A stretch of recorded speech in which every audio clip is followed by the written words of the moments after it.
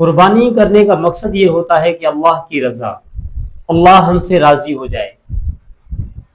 یہ مقصد ہوتا ہے ہر مسلمان کا۔ جو لوگ قربانی کرتے ہیں تو ان کو یہ چاہیے کہ وہ گوشت صرف اپنی ذات کے لیے نہ رکھیں، بلکہ ان مسکین غریب مسلمانوں کو دے دیں جو آپ کے آس پاس رہتے ہیں۔ ایسا بھی ہوتا ہے کہ لوگ اپنی فریجیں بھر دیتے ہیں اور خراب ہو جاتا ہے گوشت، لیکن کسی کو دیتے نہیں ہیں۔ تو یہ بات کتنے افسوس کی ہے کہ گوشت خراب ہو جائے اور کسی مسلمان کو نہ ملے۔ قربانی اللہ کی رضا کے لیے تھی، لیکن اللہ کی رضا آپ کو کیسے ملے گی؟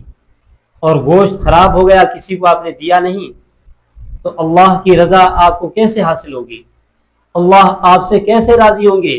گلی گلی میں قربانی ہو رہی ہے، لیکن آپ کے پڑوس والوں کو گوشت نہیں ملا، آپ کے آس پاس والوں کو گوشت نہیں ملا، تو مجھے بتائیں کیا وہ مسلمان آپ لوگوں سے مایوس نہیں ہو جائیں گے؟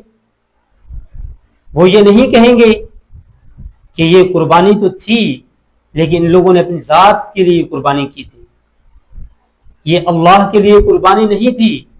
اگر اللہ کے لیے قربانی ہوتی تو یہ گوشت شاید ہمیں بھی ملتا۔ یہ قربانی اللہ کے لیے نہیں تھی، تبھی یہ گوشت ہمیں نہیں ملا۔ یہ تو قربانی کا گوشت ہے۔